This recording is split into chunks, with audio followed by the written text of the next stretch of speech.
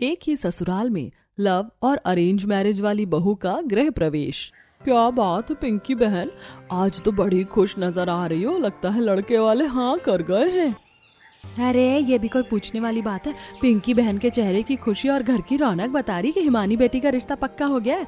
क्यों पिंकी, सही कह रही हूँ ना मैं? हाँ हाँ बहन, सही कह रही हो तुम। आए थे लड़के वाले और बात पक्की करके गए हैं। अब मेरी बेटी है ही इतनी संस्कारी और इतनी अच्छी कि कोई मना कैसे कर सकता है। हाँ सही कह रही हो तुम। तो फिर दावत का क्या जुगाड़ है? ऐसे ही सूखे में डाल दोगी क्या? अरे नहीं, सारी तैयारियां हैं। तुम दोनों जरा घर के अंदर तो आओ। आज पिंकी की बेटी हिमानी का रिश्ता पक्का हुआ है। इसी खुशी में दोनों पड़ोसन पिंकी को मुबारकबाद देती हैं। पिंकी दोनों को अपने घर ले आती है। मानवी बहू, सुनती हो क्या? तेरी चाची आई हैं, जरा इनके लिए चाय पकौड़े और कुछ मीठा लेकर तो आ। मानवी रसोई में काम कर रही होती है। पिंकी के घर पर पहले ही उसकी जिठानी सुनीता भी होती है। सब लोग हॉल में बैठकर बातें करने लगते हैं। इतनी देर में मानवी चाय नाश्ता लेकर आ जाती है। अरे भाई, मैंने तो छत पर से देखा था 2 कार रुकी थी। तुम्हें तो हलवाई लगाने पड़े होंगे। इतने लोगों का खाना अकेली बहू से तो नहीं बना होगा। अरे कैसी बात कर रही हो तुम बहन? बहू ला रखी मैंने, कोई नाजुक कली नहीं है। मेरी बहू तो सारा काम खुद कर लेती है। ये सुनकर पूनम और दीपा हैरान हो जाती हैं। अरे तो क्या ये मीठा पकौड़े सब कुछ तुम लोगों ने घर पर ही बनाया है? अरे हम लोगों ने नहीं, मेरी बहू ने बनाया है ये सब कुछ। मेरी बहू खुद किसी मास्टर शेफ से कम खाना बनाती है क्या? वाह वाह वाह, ये तो बहुत अच्छी बात है भाई। बहू हो तो मानवी जैसी। ये सुनकर पिंकी और सुनीता मुस्कुराने लगती हैं। अरे ऐसे थोड़ी अरेंज मैरिज वाली बहू को अच्छा मानते हैं हम। मैंने तो अपने बेटे को साफ कह दिया था कि बहू लाऊंगी तो अरेंज मैरिज वाली ही। अब देखो अरेंज मैरिज वाली बहू कितने अच्छे से सब कुछ मैनेज करती है। पूरा घर संभाल रखा है मेरी बहू ने। हाँ ये तो तुम सही कह रही हो। मैं भी अपने दोनों बेटों की अरेंज मैरिज ही करवाऊंगी भाई। मुझे नहीं पसंद वो लड़कियां जो लव मैरिज करके पहले अपने माँ बाप के खिलाफ जाती हैं और फिर सास ससुर की सेवा भी नहीं करती हैं। हाँ बहन, आजकल तो सबके बच्चे लव मैरिज ही कर रहे हैं। और देखो शादी के बाद लड़कियां कैसे लड़कों को अपने बस में कर लेती हैं। हाँ अपनी पड़ोसन में ही देख लो, सरला के बेटे को। उसकी शादी को 4 दिन नहीं हुए और बहू से लेकर मुंबई चली गई। गांव में सभी औरतों को लगता है कि अरेंज मैरिज वाली बहुएं अच्छी होती हैं क्योंकि वो पूरा घर संभालती हैं। वहीं लव मैरिज वाली बहुओं को सब बुरा मानते हैं क्योंकि वो अपनी पसंद से रहना पसंद करती हैं। थोड़ी देर बाद पड़ोसन भी अपने घर चली जाती हैं।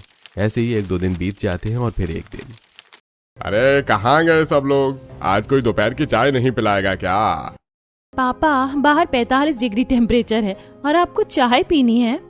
तान्या की बात सुनकर सोफे पर बैठा हुआ सौरभ हंसने लगता है। अरे भारतीयों का तो यही है भाई, गर्मी को ही गर्मी काटती है।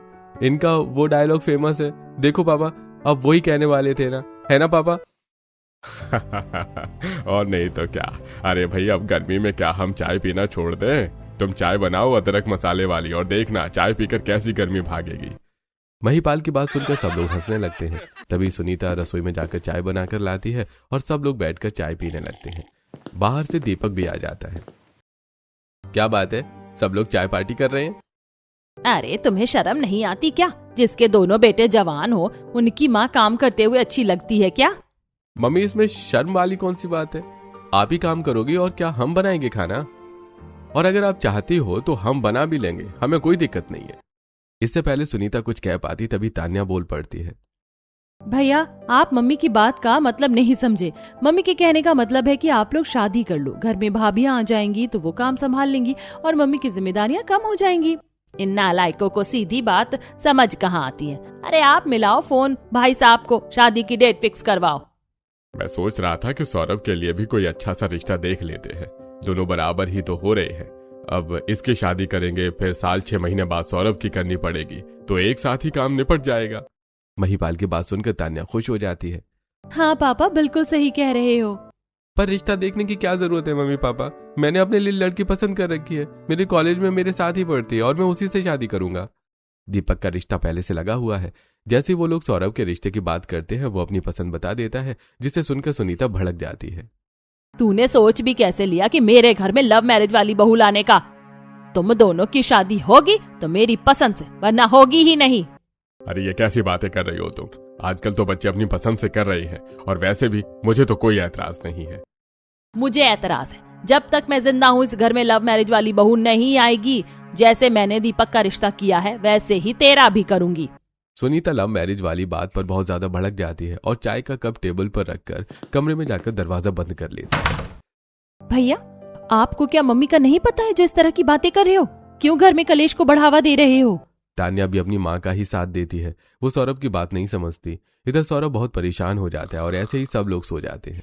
अगली सुबह होती है। आज सौरभ भी बिना नाश्ता किए ही कॉलेज चला जाता है और जाते ही निशा से मिलता है। क्या हुआ, आज तुम्हारे चेहरे पर 12 क्यों बजे हैं? रात भी तुमने ढंग से बात नहीं की। यार क्या बताऊं, कल मैंने तुम्हारे बारे में बात की थी। मेरी मम्मी तो लव मैरिज के बिल्कुल ही खिलाफ है। उन्होंने तो साफ मना कर दिया। पर मैंने तो तुम्हारे बारे में घर पर बता रखा है। अब क्या करोगे? मैं किसी और से शादी नहीं करूंगा। मैं पहले ही बता रहा हूँ, तुम ही मेरी वाइफ बनोगी। अरे मुझे पता है, और जब तुम्हारे इरादे इतने मजबूत हैं तो तुम इतनी टेंशन क्यों ले रहे हो? हम घर वालों को मना लेंगे।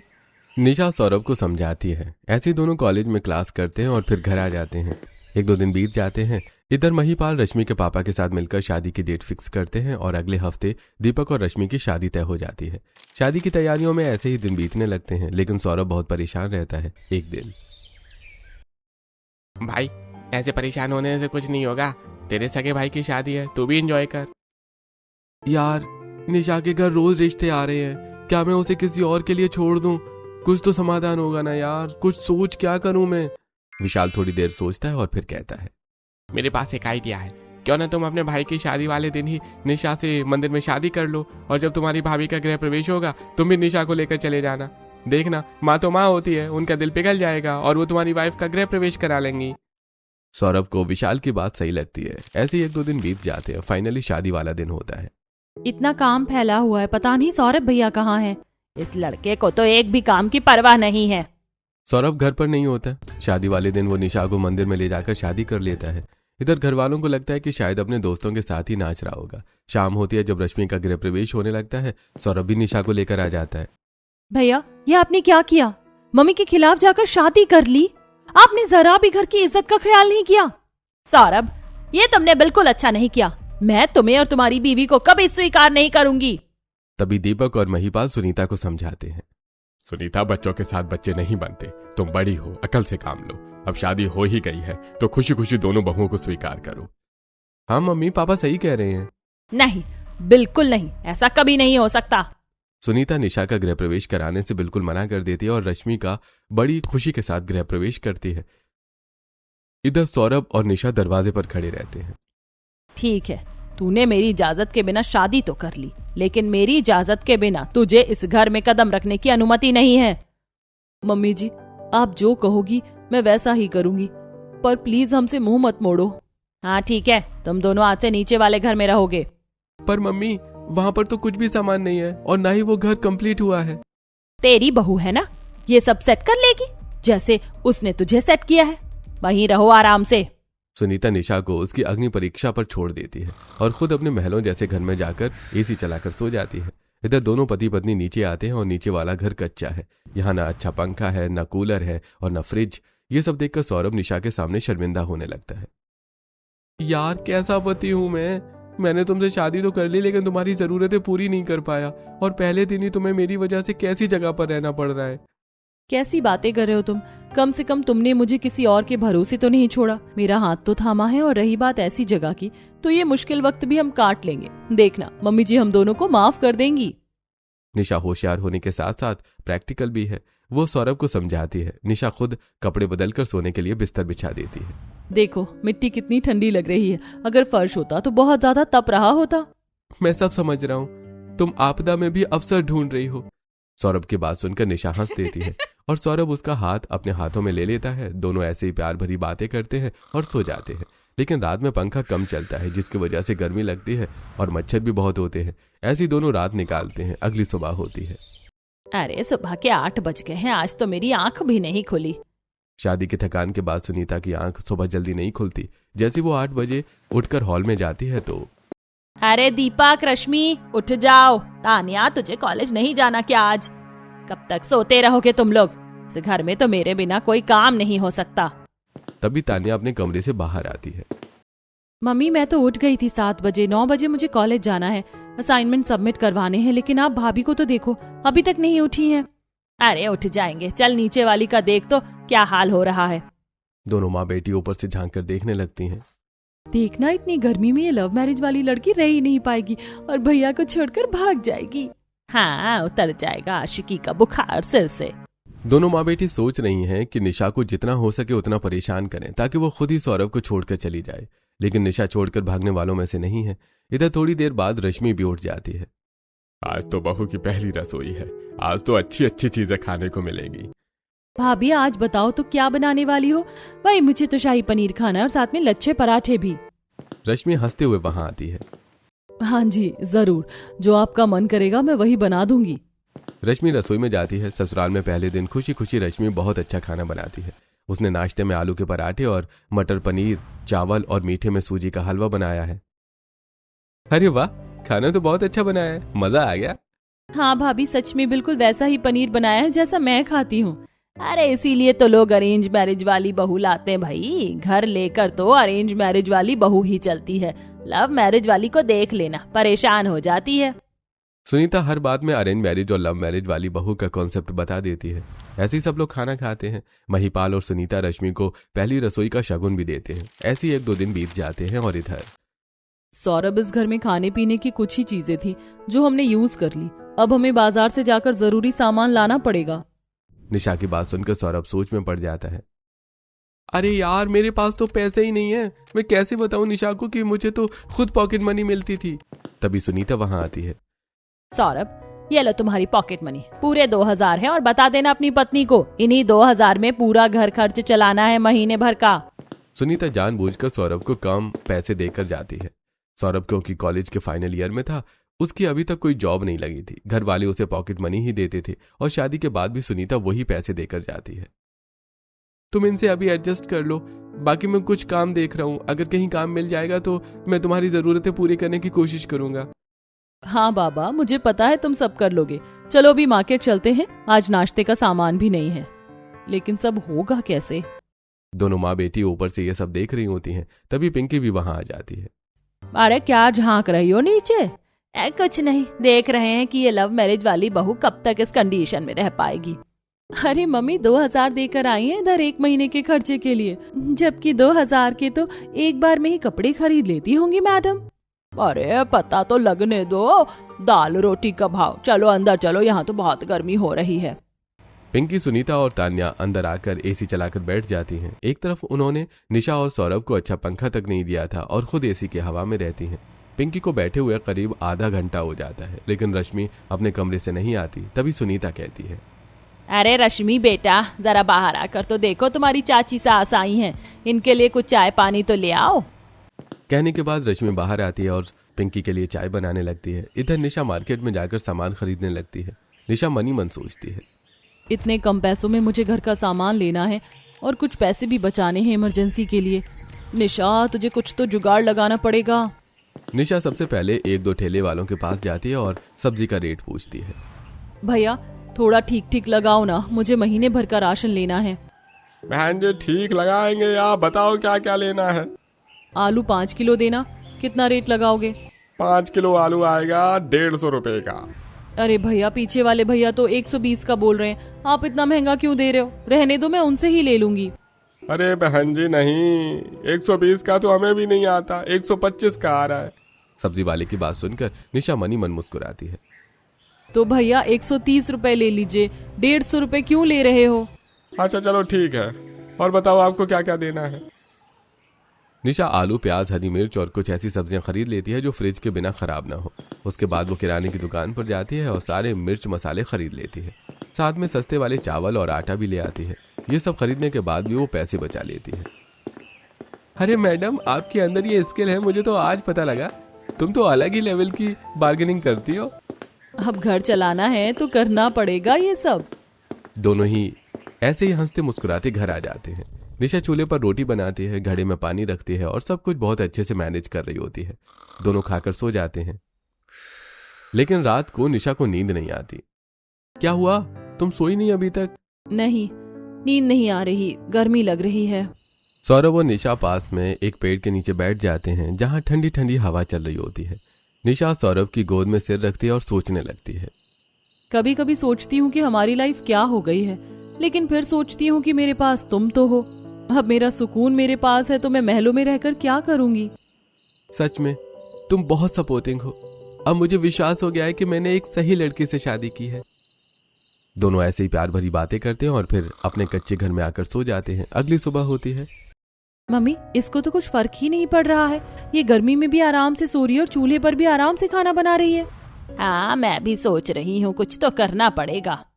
सुनीता कमला बुआ को फोन करके घर बुला लेती हैं। कमला बुआ को देखकर पिंकी भी वहां आ जाती है। दीदी, अब आप ही इस बात का कुछ समाधान कर सकती हो, वरना ये बहू घर में जड़ जमा जाएगी। अरे तू टेंशन मत ले, मेरे पास हर प्रॉब्लम का इलाज है। सब लोग ऐसे ही बैठकर बातें करते हैं। तभी सुनीता कहती है, अरे रश्मि, तेरी बुआ जी के लिए कुछ अच्छे से पकवान तो बना ले। सुनीता की बात सुनकर रश्मि मन में सोचने लगती है। अरे यार, एक तो इतनी गर्मी हो रही है, ऊपर से इनके यहाँ रोज रोज मेहमान आ जाते हैं। मेरे बस का काम करना नहीं है। अब तो कुछ बहाना ही मारना पड़ेगा। रश्मि दुपट्टा सिर पर बांधकर बाहर आती है। क्या हुआ मम्मी जी? सिर में बहुत तेज दर्द हो रहा था, थोड़ा आराम कर रही थी। अरे बेटा, मैं तो कह रही थी कि गेस्ट आए हैं घर पर, खाना बना ले, लेकिन तेरी तबीयत ठीक नहीं है तो तू आराम कर। इतने में कमला बोल पड़ती है। अरे बहू को क्यों परेशान कर रही है? लव मैरिज वाली से बनवाएंगे ना खाना। ये सुनकर तो रश्मि बिल्कुल खुश हो जाती है। हाँ, ये सही रहेगा, चलो वहीं चलते हैं। सुनीता जानबूझकर सब लोगों को निशा के घर ले जाती है और जाते ही कहती है, सौरभ, बोल दे तेरी बहू को 4-5 लोगों के लिए खाना बना ले, घर पर मेहमान आए हैं। इन सबको एक साथ अचानक देखकर निशा सोचने लगती है। अरे यार, आज तो गई। एक तो ये सारा ईंधन भीगा हुआ है, ऊपर से इतनी गर्मी में चूल्हे पर खाना कैसे बनाऊंगी। पर नहीं, हारना नहीं है, तुझे सब करना है। निशा पहले सबको बड़े प्यार से बिठा देती है और फिर घड़े का ठंडा ठंडा पानी पिलाती है। बुआ, मम्मी जी, आप लोग जब तक बातें कीजिए, मैं आपके लिए कुछ अच्छा सा खाने को बना देती हूँ। निशा दिमाग लगाकर खाना बनाने लगती है। पहले आग जलाने के लिए कुछ कागज वगैरह डालकर चूल्हा जलाती है, जिससे गीला ईंधन भी सूख जाता है और अच्छे से जलने लगता है। 2-3 घंटे गर्मी में मेहनत करने के बाद निशा सारा खाना तैयार कर लेती है। अगर खाना तैयार है तो मैं सबको परोस दूं। पर खाना हम देंगे किस चीज में? हमारे पास तो बस एक थाली, 2 कटोरी और 2 चम्मच ही है। अरे ये तो हमने सोचा ही नहीं। पर मेरे पास आइडिया है। तुम एक काम करो, पानी पीने के लिए डिस्पोजल ग्लास ले आओ, बाकी मैं देख लूंगी। सौरभ पास की दुकान से डिस्पोजल ग्लास लेकर आता है। इधर निशा घर के बाहर खड़े केले के पत्ते तोड़कर लाती है और उन पत्तों से प्लेट बना लेती है। फिर सबको खाना परोसने लगती है। ये सब देखकर सुनीता सोचने लगती है। मानना पड़ेगा, लड़की में दिमाग तो बहुत है। सब कुछ बहुत अच्छे से चल रहा है। देखो कैसे ट्रेडिशनल तरीके से और कितने प्यार से सबको खाना खिला रही है। सुनीता को निशा की मेहनत और डेडिकेशन सब कुछ बहुत अच्छा लगता है, उसका काम करने का तरीका भी। लेकिन फिर भी वो उसके सामने कुछ नहीं जताती। तभी कमला पिंकी के कान में कहती है, अरे ये तो हमें शिकायत का मौका ही नहीं दे रही। दीदी, ऐसे तो मजा नहीं आएगा, कुछ तो करना पड़ेगा। रुक, अभी कुछ सोचते हैं। तभी कमला बोलती है, अरे बेटा, खाना तो तूने अच्छा बनाया है, पर पानी कहाँ रखा? पानी तो दिया ही नहीं तूने। बुआ जी, अगर पहले पानी डालकर रख देती तो वो गर्म हो जाता। मैं आपको ठंडा ठंडा पानी दे देती हूँ ना। निशा सबको पानी दे देती है, मगर फिर भी कमला उठकर चलती है और घड़े के पास जाकर जानबूझकर घड़ा गिरा देती है। अरे घड़ा तो फूट गया। मुझे तो प्यास लगी है, जल्दी निशा मुझे पानी ला कर दो। अब कहाँ से लाकर देगी पानी? घड़ा तो फूट ही गया। एक तरफ ये लोग निशा में कमी ढूंढने की कोशिश कर रहे थे, तो वहीं निशा हर काम अच्छे से कर रही है। अरे चाची रुको, हमारे पास दूसरा घड़ा है, मैं अभी पानी लेकर आती हूँ। निशा कमरे से दूसरे घड़े से पानी लाकर दे देती है और इस तरह इन तीनों को कुछ भी कहने का मौका नहीं मिलता। ये तीनों खाना खाकर वापस आ जाती हैं। इधर तान्या इनका इंतजार कर रही थी। हाँ जी, कैसा रहा सब? खा लिया खाना? खिलाई होगी धुएं में सिकी हुई रोटियां। अरे हट, जैसा सोच कर गए थे वैसा कुछ भी नहीं हुआ। उसने तो सब कुछ बहुत अच्छे से कर रखा है। ये सुनकर तान्या भी परेशान हो जाती है। तभी महिपाल कहते हैं, अरे भाई, वो भी बच्ची है। तुम जो ये सब उसके साथ कर रही हो ठीक नहीं कर रही हो। तुम्हें अपनी दोनों बहुओं को एक ही नजर से देखना चाहिए। सुनीता महिपाल की बातों का कोई जवाब नहीं देती और कमरे में चली जाती है। ऐसे ही 1-2 दिन बीत जाते हैं। इधर रश्मि अपनी दोस्त निकिता से फोन पर बात कर रही होती है। अरे यार, शादी के बाद इतनी बदल जाएगी सोचा भी नहीं था। तू तो दिखना भी बंद हो गई है। अरे कैसे निकलूं इस जेल से। यहाँ वैसे तो कोई प्रॉब्लम नहीं है, पर कोई बाहर आने जाने नहीं देता। मेरे पास एक आइडिया है। यहाँ पास में ही सिलाई सेंटर खुला है, वहाँ ज्वाइन करने का बहाना ले ले और बाहर आया कर। उसके बाद मस्त आराम से घूमेंगे फिरेंगे जैसे पहले चाहते थे। अरे यार, ये तो बहुत अच्छा आइडिया। तूने पहले बताना था ना। चल फोन रख, मैं आज ही दीपक से बात करती हूँ। जैसे ही दीपक शाम को घर आता है, रश्मि उससे बात करती है। दीपक सुनीता से कहता है, मम्मी, रश्मि सिलाई सीखना चाहती है। अरे बेटा, हमें क्या प्रॉब्लम होगी? तेरा जो मन है तू कर, आराम से जा। वैसे भी सिलाई सीख लेगी तो फायदा ही होगा। सुनीता रश्मि को सिलाई सेंटर जाने की परमिशन दे देती है। रश्मि घर से संस्कारी बहू बनकर सिलाई सेंटर के लिए निकलती है और वहां पहुंचते ही कपड़े बदल लेती है। फिर अपने दोस्तों के साथ घूमने फिरने और पार्टी करने निकल जाती है। अरे यार, कितना अच्छा लग रहा है। शादी के बाद पहली बार घर से निकली हूँ। क्यों, तेरे पति और तेरी सास जाने से मना करते हैं क्या? नहीं, ऐसा नहीं है। बस उनको लगता है कि बाहर घूमने फिरने वाली लड़कियां अच्छी नहीं होती। स्पेशली अरेंज मैरिज वाली बहू घर में रहती है। ओह गॉड, हमारी सोसाइटी के लोगों की मेंटालिटी कभी चेंज नहीं हो सकती। चलिए सब छोड़, खूब एंजॉय करेंगे। आज तो पिज्जा बर्गर सब खाएंगे। ऐसे दिन बीतने लगते हैं। रश्मि अपनी लाइफ फुल एंजॉय कर रही थी। जब घर का काम करना होता है तो वो बीमारी का बहाना बना देती है और काम के टाइम सेंटर भाग जाती है, जबकि वो एक भी दिन सेंटर नहीं जाती बल्कि अपनी दोस्तों के साथ बाहर एंजॉय करती है। इधर इनकी शादी को 1 महीना हो जाता है। सुनीता सौरभ और निशा के पास आती है।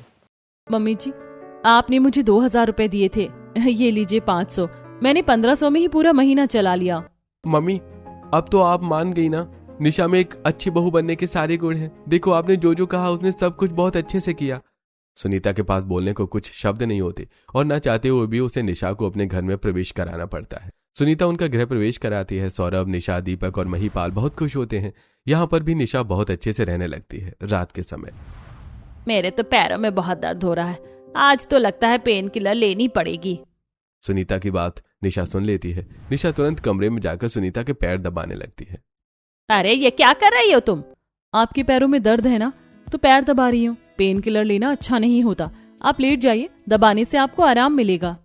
निशा बहुत अच्छे से सुनीता के पैर दबाती है। सुनीता मन में सोचने लगती है, जिस बहू को मैंने हमेशा सर आंखों पर चढ़ा कर रखा, उसने कभी मेरे पैरों को हाथ नहीं लगाया और इसको तो मैंने कभी वो प्यार दिया ही नहीं। ये फिर भी मेरी इतनी सेवा कर रही है। अपने अच्छे कामों से निशा सुनीता के दिल में जगह बना लेती है, लेकिन सुनीता के मन की बात अभी होठों पर आने में शायद समय लगेगा। ऐसे ही दिन बीतने लगते हैं। एक दिन, सौरभ, मैंने एक कंपनी में जॉब के लिए अप्लाई किया था और देखो मेरा ऑफर लेटर आ गया है। तुम प्लीज घर पर बात करो ना, मैं ज्वाइन कर सकती हूँ क्या? यार, अगर मम्मी कहेंगे तो ज्वाइन कर लेना। वैसे भाभी तो जाती हैं बाहर सिलाई सीखने, तुम्हें भी मना नहीं करेंगे। मैं बात करता हूँ उनसे, शायद मान जाएं। अगले दिन सौरभ सुनीता से निशा की जॉब के बारे में बात करता है। अगर भाभी जॉब करेंगी तो घर का काम कौन करेगा? दीदी, आप घर के काम की टेंशन मत लीजिए। मैं सुबह नाश्ता बनाकर जाया करूंगी और डिनर आकर बना लूंगी, और बीच में भाभी हैं तो सही, लंच वो बना देंगी। अरे हाँ बेटा, तुम तो बिल्कुल सही सोच रही हो। तुम आराम से अपना काम ज्वाइन करो, घर के काम की टेंशन मत लो। हाँ ठीक है, अगर सब कुछ मैनेज कर लोगे तो मुझे क्या दिक्कत होगी। निशा सुबह जल्दी उठती है, पूरा घर साफ कर देती है, नहाकर पूजा पाठ करती है, फिर सबके लिए चाय नाश्ता बनाती है। उसके बाद अपना लंच बॉक्स रेडी करके ऑफिस चली जाती है। ऐसे दिन बीतने लगते हैं। एक दिन निशा ऑफिस से आ रही होती है। अचानक उसकी नजर एक कार में बैठी कुछ लड़कियों पर पड़ती है, जिसमें रश्मि भी होती है। अरे, ये तो जेठानी जी हैं, और ये इतने मॉडर्न कपड़े पहनकर कहाँ जा रही हैं? घर से तो ये सिलाई पर जाने का कहकर निकलती हैं और साड़ी पहनकर जाती हैं। मतलब चक्कर कुछ और ही है। निशा को पता लग जाता है कि रश्मि घर में संस्कारी बनने का नाटक करती है, जबकि बाहर अपने दोस्तों के साथ मजे कर रही है, वो भी घर पर झूठ बोलकर। लेकिन वो घर आकर भी कुछ नहीं बताती। ऐसे ही दिन बीतने लगते हैं। एक दिन तान्या फोन पर बात कर रही होती है। तुम मेरी बात समझो, मेरे घर में लव मैरिज अलाउड नहीं है। अरे भाई, तुम्हारे भैया ने तो की है ना, हम भी कर लेंगे। अरे किस मुंह से कहूँ, जब मैं ही उनकी लव मैरिज के खिलाफ थी। निशा बालकनी में कपड़े सुखाने के लिए जाती है। वो तान्या को वीडियो कॉल पर बातें करते हुए सुन लेती है और उससे कहती है, दीदी, जरूरी नहीं जो आपने किया वही हम आपके साथ करें। अगर आप सच में निखिल को पसंद करती हो तो मैं आपका पूरा साथ दूंगी। मम्मी जी को मना भी लूंगी, केवल इसलिए कि घर वाले नहीं मानेंगे। आप अपने प्यार को मत छोड़ो। जिस तान्या ने निशा को कभी फूटी आंख नहीं भाया, आज वही निशा तान्या को समझाकर चली जाती है। तान्या को अपने किए पर रिग्रेट होता है, लेकिन वो किसी को कुछ नहीं कहती। ऐसे ही 1-2 दिन बीत जाते हैं। एक दिन, अरे सुनते हो क्या, सुनार के पास चलना है, कुछ गहने उठाकर लाने हैं और कुछ पैसे भी देकर आने हैं। हाँ भाई, फोन तो आया था, चलो फिर चलते हैं। सुनीता अपना बैग लेकर जाती है और दोनों सुनार के पास चले जाते हैं और गहने लेकर वापस आ जाते हैं। इधर शाम को सुनार जब सारे पैसों का हिसाब लगाता है तो अरे भाई, पैसे तो पूरे हैं, लेकिन ये एक अंगूठी कहाँ गई? मालिक, आज तो दुकान में उस बुढ़िया के अलावा और कोई आया ही नहीं। इसका मतलब वही हमारी अंगूठी चुरा कर ले गई। ऐसे कैसे कोई हमारे यहाँ सामान से अंगूठी चुरा कर ले जा सकता है? तुम अभी कार निकालो, हम उनके घर चलते हैं। सुनार अपने नौकर से कार निकलवाता है और शाम के 6 बजे ही सुनीता के घर आकर गाड़ी रोकता है। कार से उतरते ही सुनीता को आवाज लगाने लगता है। क्या हुआ, आप ऐसे जोर जोर से क्यों चिल्ला रहे हो? सुनार की आवाज सुनकर सभी लोग बाहर आ जाते हैं। पड़ोसी भी जमा हो जाते हैं। अरे बहन जी, आपको क्या शर्म नहीं आई? अपने गहनों के साथ आपने मेरी एक अंगूठी भी चुरा ली। ये क्या कह रहे हो आप? मैं आपकी अंगूठी क्यों चुराऊंगी? मैं तो बस अपने गहने लेकर आई हूँ, वो भी पैसे देकर। हाँ भाई साहब, आपको गलत फहमी हुई होगी। हम भला आपके सामान क्यों चुराएंगे? मुझे कोई गलत फहमी नहीं हुई है, मेरी अंगूठी तुम्हारे पास ही है। सुनार की बात सुनकर रश्मि सुनीता से कहती है, मम्मी ये क्या किया आपने? सब लोग देख रहे हैं। अगर आप अंगूठी उठाकर लाई हैं तो दे दो ना, तमाशा क्यों बनवा रही हो? ये सुनकर सुनीता को बहुत दुख होता है। अरे मैं कह रही हूँ ना, तुम्हें मेरी बातों पर विश्वास नहीं है। तभी निशा भी ऑफिस से वापस आ जाती है। ये सब क्या हो रहा है? सुनीता निशा को सब बताती है। आप टेंशन मत लो, मैं सुनार जी से बात करती हूँ। अंकल, आपके पास क्या सबूत है कि अंगूठी मम्मी जी ने ही चुराई है? क्योंकि मैंने शाम को हिसाब लगाया था तो पैसे पूरे थे, लेकिन एक गहना कम था और मेरी दुकान में आज इनके अलावा कोई नहीं आया। हो सकता है अंगूठी आपके दुकान पर आसपास गिर गई हो। बिना किसी पुख्ता सबूत के आप किसी पर ऐसे इल्जाम नहीं लगा सकते। वैसे भी आपकी दुकान में सीसीटीवी कैमरा तो लगे ही होंगे ना? हाँ, लगे हैं। तो आपने चेक किया क्या? मम्मी उसमें अंगूठी चुराते हुए दिख रही हैं? सुनार के पास निशा की बातों का कोई जवाब नहीं होता। निशा तुरंत सुनार को वापस दुकान पर ले जाती है और सीसीटीवी फुटेज चेक करवाती है। शायद आपकी कुर्सी के पास कुछ गिरा है, आप जरा चेक करना। जैसे ही राजू कुर्सी के पास चेक करता है तो एक अंगूठी वहीं पर पड़ी होती है। ये देखकर सुनार शर्मिंदा हो जाता है। किसी पर इल्जाम लगाने से पहले इंसान 10 बार सोच लेता है, लेकिन आपने तो एक बार भी नहीं सोचा। बहन जी, मुझसे गलती हो गई, मुझे माफ कर दो। मैंने जल्दबाजी में और हड़बड़ाहट में कुछ सोचा नहीं। सोना इतना महंगा हो रहा है ना। अरे महंगा हो रहा है तो क्या हम चोर हैं? निशा सुनार को खूब खरी खोटा सुनाती है। सुनार हाथ जोड़कर सुनीता से माफी मांगता है। उसके बाद सब लोग घर आ जाते हैं। तभी सुनीता मनी मन सोचने लगती है। जिस लड़की को मैंने कभी सास वाला प्यार नहीं दिया, आज उसने मुझ पर इतना विश्वास दिखाया, और जो हमेशा मेरे आसपास रहती है, जिसे मैं अपनी बेटी के बराबर प्यार करती हूँ, उसने मुझ पर इतना बड़ा इल्जाम लगा दिया। सुनीता को ऐसे सोचते हुए देखकर महिपाल कहते हैं, अरे किस सोच में पड़ गई हो?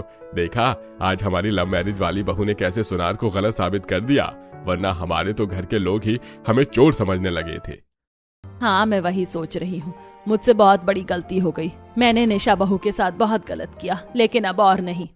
सुनीता अपने कमरे से निकलकर निशा के पास जाती है और हाथ जोड़कर माफी मांगती है।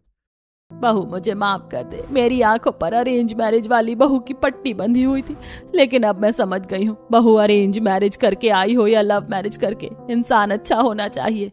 मम्मी जी, देर आए दुरुस्त आए। आपको समझ तो आ ही गया, वरना कुछ लोग तो आपकी आंखों में धूल झोंक रहे हैं और बस ऊपर से अच्छा बनने का दिखावा कर रहे हैं। निशा की बात सुनकर रश्मि समझ जाती है कि शायद वो उसी की बात कर रही है। इधर निशा सुनीता को माफ कर देती है। थोड़ी देर बाद सुनीता अपने कमरे में चली जाती है। तभी रश्मि निशा के पास आती है, क्योंकि जिस दिन वो दोस्तों के साथ घूम रही थी उस दिन निशा उसे देख चुकी थी। देवरानी जी, मुझे माफ कर दो। मैं घर पर झूठ बोलकर जाती थी, लेकिन सच में मेरा यहाँ मन नहीं लगता था। पर वही है ना कि मैं तो अरेंज मैरिज वाली बहू हूँ, सबके सामने अच्छा बनना जरूरी था, इसीलिए मैंने ये सब किया। कोई बात नहीं, लेकिन घर वालों का विश्वास तोड़ना और अपने लिए समय निकालना दोनों अलग अलग चीजें हैं। आप बस इस बात का ध्यान रखना। मैं आपकी बात समझ गई हूँ, आगे से मैं ख्याल रखूंगी। निशा का बिहेवियर घर वालों पर इतना अच्छा प्रभाव डालता है कि वो उसके बिना कहे ही सबको अपनी गलती का एहसास करा देती है। इधर सौरभ की भी अच्छी कंपनी में जॉब लग जाती है और मौका देखकर निशा तान्या और निखिल की शादी की बात करती है और इस बार सुनीता मान जाती है। तान्या शादी करके अपने ससुराल चली जाती है और सब लोग प्यार से रहने लगते हैं। इससे हमें यह पता चलता है कि अच्छी बहू की पहचान लव या अरेंज मैरिज से नहीं बल्कि उसके किरदार और संस्कार से होती है।